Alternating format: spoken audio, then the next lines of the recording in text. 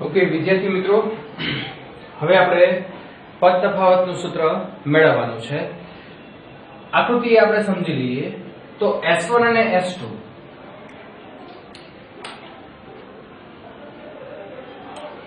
અને S2 માંથી ઉત્સર્જાઈને P બિંદુએ પહોંચતા તરંગો આપણને વ્યતિકરણની ભાત આપે છે. હવે આ વ્યતિકરણ છે એ સહાયક અને વિનાશક વ્યતિકરણ મુજબ આપણને પ્રકાશિત અને અપ્રકાશિત વ્યતિકરણ મળે છે. એટલે કે પ્રકાશિત અને અપ્રકાશિત શલાકાઓ આપણને મળશે. S1 થી S2 નું જે અંતર છે એ આખું અંતર આપણે d કહી શકીએ. આ d છે એ mm ના ક્રમનું થાય. કેપિટલ D છે એ મીટરના ક્રમનું છે. અને x છે, અચ્છા x એટલે મધ્યસ્થ શલાકાથી આપેલી શલાકાનું અંતર, અને d એટલે સ્લિટ, અને આપણે સ્લિટ પણ કહેશું. તો સ્લિટ થી પડદાનું અંતર, તો x બરાબર મધ્યસ્થ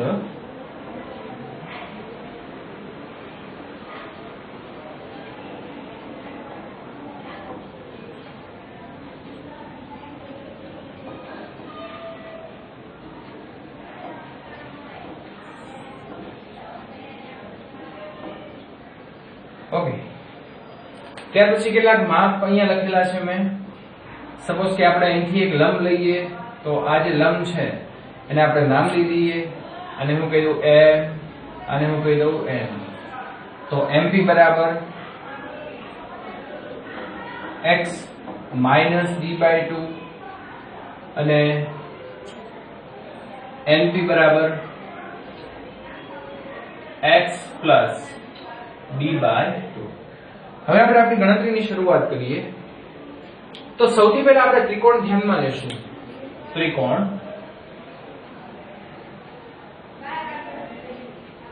S1 MP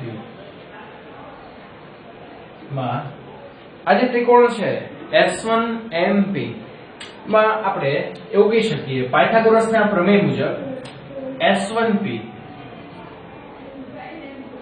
square is equal to Pn square plus ms1 square. Okay. S1P बराबर एमने રાખીએ, Pm बराबर x minus d/2 whole square, અને ms1 બરાબર થશે અંતર d, એટલે પ્લસ d સ્ક્વેર. આ થઈ ગયું આપણું S1P સ્ક્વેર. એ જ રીતે આપણે ત્રિકોણ ધ્યાનમાં લેશું PNS2 અથવા તો S2NP. ત્રિકોણ S2NP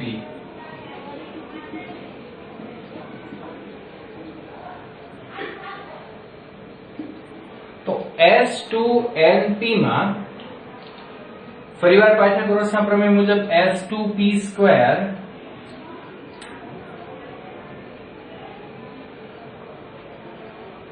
is equal to, હવે સીધું લખી નાખું છું અહીંયા x plus d/2 whole square plus d square. Okay. અહીંયા પ્લસ છે, અહીંયા માઈનસ છે, આ તો પ્લસ જ આવશે. ઓકે. તો હવે મારે પદ તફાવત મેળવવાનો છે. પદ તફાવત એટલે મારે સાબિત કરવું છે S2P minus S1P, અને એ પદ તફાવત મેળવવો હોય તો સૌથી પહેલા આપણે આ સમીકરણમાંથી આ સમીકરણ બાદ કરી નાખીએ, એટલે S2P square minus S1P square. આમાંથી આ બાદ કરશો તો d square થઈ જશે કેન્સલ, એટલે x minus d/2. આમાંથી આ બાદ કર્યું છે તો આપણે અહીંયા પ્લસ કરી નાખીએ d/2 whole square minus x minus d/2 whole square. આ સમીકરણ માટે આપણે એનું સાદરૂપ આપી શકીએ છીએ. તો સાદરૂપ આપણે આ રીતે આપી શકીએ. જો સાદરૂપ આપવા માટે આપણે ખાસ ધ્યાન રાખવું પડશે s2p² -s1p². ચલો આનું સાદરૂપ આપીએ આપણે x² 2 into d/2 into x એટલે અહીંયા થશે plus x into d plus d²/4.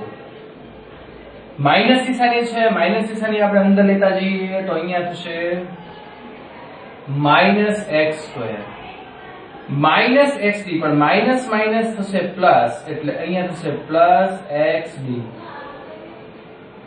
અને અહીંયા થશે -d²/4. તો અહીંયા x અને x કેન્સલ થઈ જશે, d²/4 થઈ જશે કેન્સલ. તો આ બંનેને આપણે કેન્સલ કરીએ, આને પણ આપણે કેન્સલ કરીએ. તો અહીંયા વધ્યું ખાલી 2x small d is equal to s2p² -s1p². જો હવે આપણે આપણા જવાબની ખૂબ જ નજીક પહોંચી ગયા છીએ. તો અહીંયા તફાવતનો નિયમ લાગુ પાડવું એટલે s2p -s1p into s2p plus s1p is equal to 2x small d. મારે મેળવવું છે s2p -s1p, એને હું કર્તા તરીકે બનાવી લઈશ. પણ પહેલા આપણે આનો હિસાબ કરી નાખીએ. આનો હિસાબ આપણે કઈ રીતે કરવો? તો બહુ સાદું ને સિમ્પલ. હવે એક વસ્તુ આપણે સમજવી પડશે કે d mm ના ક્રમનું, એટલે આ બંને આપણે સરળતા ખાતર છૂટા દેખાડે છે પણ છે તો એકબીજાની ખૂબ જ નજીક. તમે જોઈ શકો છો કે હું અહીંયા તમને દેખાડું તો આમ ખૂબ જ નજીક હોય છે, બરાબર. અને d છે એ મીટરના ક્રમનું. મીટરના ક્રમનું એટલે એનું અંતર આટલું પણ હોઈ શકે છે, એટલે ખૂબ જ વધારે છે. જો d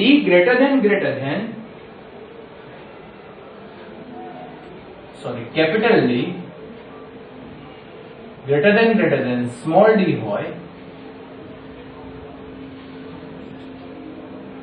તો આપણે લખી શકીએ s2p approximately s1p approximately થશે d. એટલે કે s1p અને s2p આ બંનેને અંતર આપણે સમાન ગણી શકીએ અને એ અંતર જો એપ્રોક્સિમેટલી છે, બરાબરની નિશાની નથી, એટલે ખાસ ધ્યાન રાખવાનું. તો આ અંતર શું થશે? d થશે. યસ. તો હવે આપણે આ વસ્તુને આપણે અહીંયા મૂકી દઈએ. જો વિદ્યાર્થી મિત્રો અહીંયા એ મૂકવાની જરૂર નથી, નહીતર જવાબ છે 0 થઈ જશે, અવ્યાખ્યાયિત થઈ જશે, બરાબર ને. આપણે અહીંયા મૂકવાનું છે એટલે અહીંયા s2p હું સીધો હવે થોડું કામ કરીશ. s2p -s1p is equal to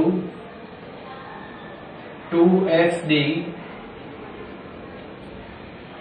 અહીંયા s2p બરાબર d છે, s1p બરાબર d છે, એને હું અહીંયા છેદમાં મૂકી દઉં એટલે અહીંયા થશે 2d અને 2 થઈ ગયા કેન્સલ. તો અહીંયા મને પદ તફાવત મળી ગયો s2p -s1p, જેને આપણે પદ તફાવત કહેશું.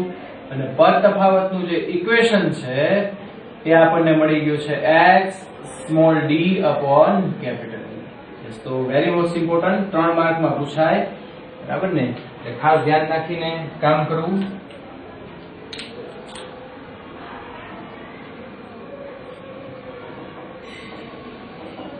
તો હવે હું સહાયક અને વિનાશક વ્યતિકરણની શરત છે એ અહીંયા ફરીવાર લખીશ. તો સહાયક વ્યતિકરણની શરત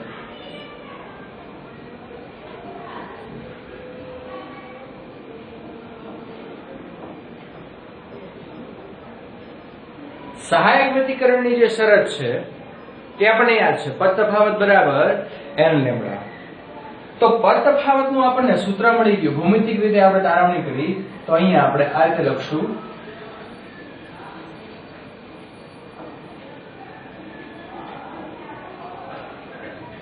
is equal to x small d upon capital D.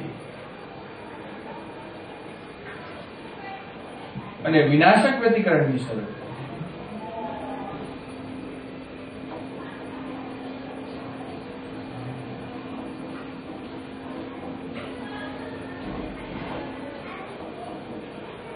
વિનાશક વ્યતિકરણની જે શરત છે એ આપણે આ રીતે લખી શકીએ, પદ તફાવત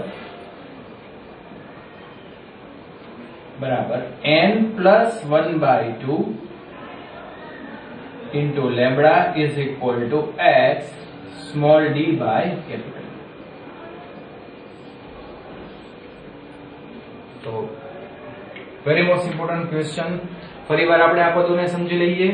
x બરાબર મધ્યસ્થ સલાકાથી આપેલી સલાકાનું અંતર, સ્મોલ d બરાબર બે સ્લિટ વચ્ચેનું અંતર, કેપિટલ D બરાબર સ્લિટ થી પડદા વચ્ચેનું અંતર. ઓકે, તો આ ક્વેશ્ચન છે એ મોઢે કરી નાખો અને લખીને પાકો કરવો, જેથી કરીને આ મેથેમેટિકલ સ્ટેપમાં ભૂલ ન આવે. ઓકે,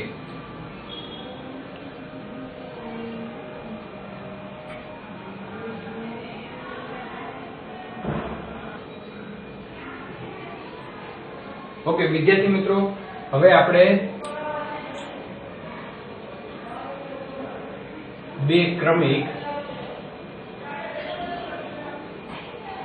પ્રકાશિત કે અપ્રકાશિત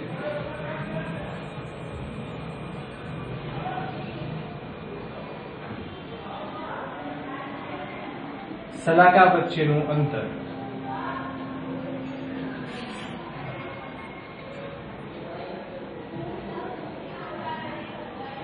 એનું સૂત્ર આપણે સાબિત કરશું. તો બે ક્રમિક અને અક્રમિક, પ્રકાશિત અને અપ્રકાશિત સલાકા વચ્ચેનું અંતર આપણે મેળવવું હોય તો અહીંયા આપણે આકૃતિ દોરી દઈએ.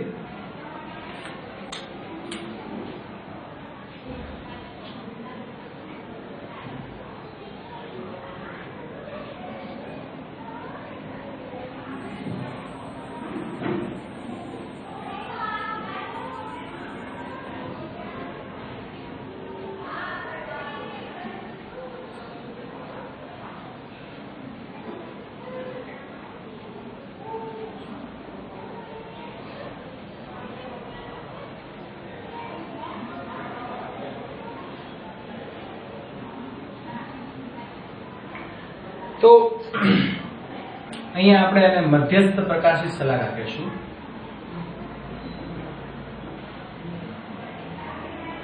તો મધ્યસ્થ પ્રકાશિત સલાકા એ આપણે મેં તમને કીધું એ રીતે નક્કી કરી શકીએ. બે અપ્રકાશિત કે બે પ્રકાશિત સલાકા વચ્ચેનું અંતર મારે નક્કી કરવું છે. આ બધી છે એ પ્રકાશિત સલાકા છે અને એની વચ્ચે બધી અપ્રકાશિત સલાકા છે. તો મારે બે પ્રકાશિત સલાકા વચ્ચેનું અંતર નક્કી કરવું છે, ક્રમિક પ્રકાશિત સલાકા. તો એની માટે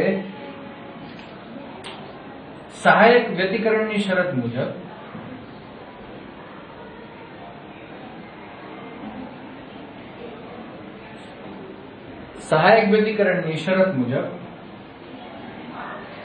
આપણે આ કામ કરી શકીએ. સહાયક વ્યતિકરણની શરત હજી આપણે હમણાં જ અહીંયા લખી હતી કે સહાયક વ્યતિકરણ શરત માટે પદ તફાવત S2P minus S1P is equal to n lambda. S2P minus S1P is equal to m lambda and is equal to આપણે લખી શકીએ છીએ x small d upon capital D. ધારો કે આને હું કહી દઉં છું n મી પ્રકાશિત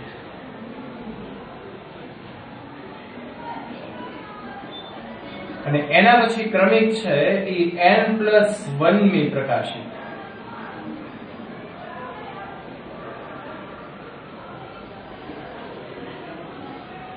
તો બંને વચ્ચેનું અંતર મેળવવું હોય તો મધ્યસ્થ પ્રકાશિત સલાકાથી એનું જે અંતર છે એને હું કહી દઉં xn અને n+1 નું જે અંતર છે એને કહી દઈશ x n+1. મધ્યસ્થ પ્રકાશિત સલાકાથી અંતર આપણે x ગણીએ છીએ. તો બસ વિદ્યાર્થી મિત્રો, આપણે બહુ સિમ્પલ કામ કરવાનું છે. આ પદ તફાવતના સૂત્રમાં જ આપણે એને મૂકી દેવાનું છે. તો પદ તફાવતના સૂત્ર મુજબ સપોઝ કે n મી પ્રકાશિત સલાકા માટે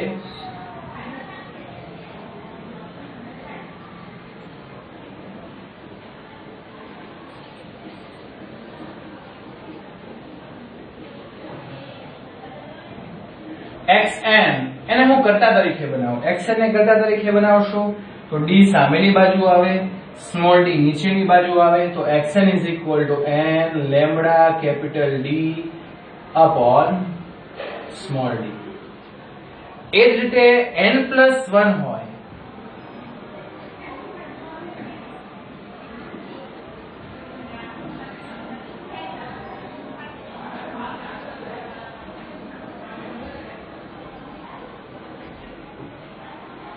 તો xn+1 ઉપરની મુજબ જ આપણે લખી શકીએ n+1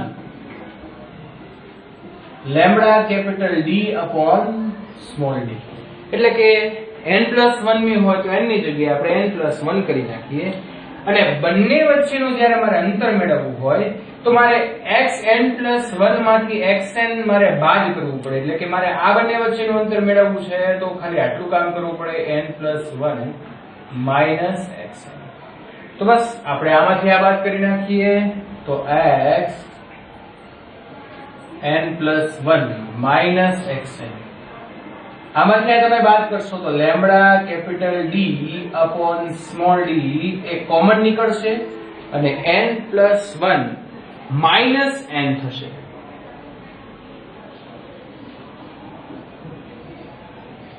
એટલે n થઈ ગયા કેન્સલ. તો અહીંયા આપણને જે સૂત્ર મળ્યું છે એ બે ક્રમિક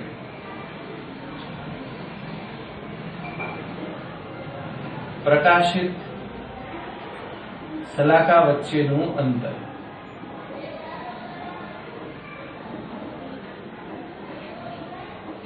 અને જેનું સૂત્ર આપણને મળ્યું છે lambda capital D upon small d. તો પ્રશ્ન થાય કે બે ક્રમિક અપ્રકાશિત વચ્ચેનું અંતર કેટલું હશે? પણ વિદ્યાર્થી મિત્રો હું તમને કહી દઉં કે અપ્રકાશિત સલાકા વચ્ચેનું અંતર તમારે મેળવવું હોય તો એક્ઝેક્ટલી તમારે આ રીતે કામ કરવાનું છે કે અહીંયા સહાયક વ્યતિકરણની શરતની જગ્યાએ આવશે વિનાશક વ્યતિકરણની શરત. ત્યાર પછી જ્યાં n મી અપ્રકાશિત હોય તો n ના સ્વરૂપમાં ઇક્વેશન, n+1 મી હોય તો n+1 ના સ્વરૂપમાં ઇક્વેશન, બંનેની તમારે કરવાની છે બાદબાકી. એટલે એનો તમે હિસાબ જાતે કરશો ને તો આ જ ઇક્વેશન આવશે lambda capital D upon small d. એટલે આપણે આમ પણ લખી શકીએ કે બે ક્રમિક અપ્રકાશિત સલાકા વચ્ચેનું અંતર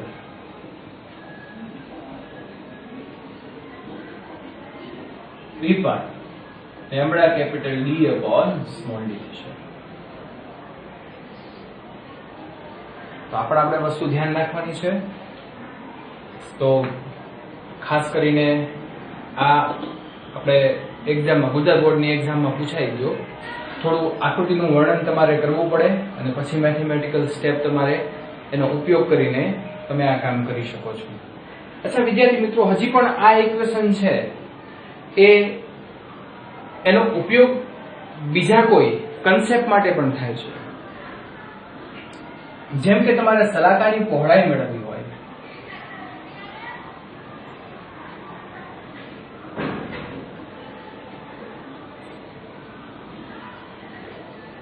બીટા, તો beta is equal to lambda capital D upon small d નો ઉપયોગ થાય છે. કઈ રીતે મેળવશું? તો હું તમને એમ કહું કે મારે પ્રકાશિતની પહોળાઈ મેળવવી છે તો એની માટે હું શું કામ કરીશ કે પ્રકાશિતની પહોળાઈ મેળવવી હોય તો બે અપ્રકાશિત વચ્ચેનું અંતર, એટલે આ પ્રકાશિતની અસર છે એ આટલા વિસ્તાર પૂરતું મર્યાદિત છે. આટલા વિસ્તાર પૂરતું મર્યાદિત હોય બરાબર ને, તો હું અહીંયા આ કામ કરી શકું કે નહીં? એટલે કે અહીંથી એની અસર ચાલુ થાય છે અને અહીંયા એની અસર પૂરી થાય છે બરાબર. ઓકે, તો એટલા વિસ્તાર પૂરતું મર્યાદિત હોય જેથી કરીને એની સલાકાની પહોળાઈ છે beta is equal to lambda capital D upon small d જેટલી થાય છે. એટલે બહુ સિમ્પલ વસ્તુ છે. મારે બે ક્રમિક અપ્રકાશિત વચ્ચેનું અંતર મારે મેળવવું હોય બરાબર ને, તો એની માટે હું આ સૂત્રનો ઉપયોગ કરું. એટલે તો ઈ સલાકાની શું થાય? પહોળાઈ. અચ્છા, હું તમને અહીંયા બીજું વાક્ય પણ લખી દઉં કે પ્રકાશિતની પહોળાઈ મેળવવી હોય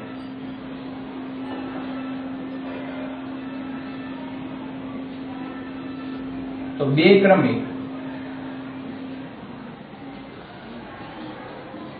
અપ્રકાશિત સલાકા વચ્ચેનું અંતર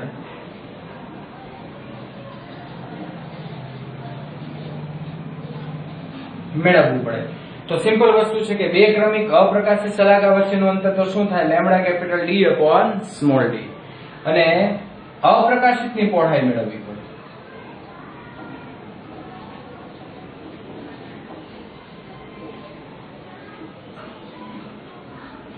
તો બે ક્રમિક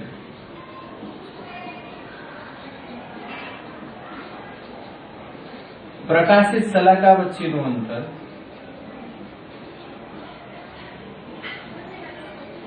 મેળવવું પડે. અને બે ક્રમિક પ્રકાશિત સલાકા વચ્ચેનું અંતર તો શું છે? Lambda capital D upon small d. તો વિદ્યાર્થી મિત્રો આ ઇક્વેશનનો ઉપયોગ ત્રીજા કન્સેપ્ટમાં પણ થાય છે. એ કન્સેપ્ટ છે સલાકાની પહોળાઈ.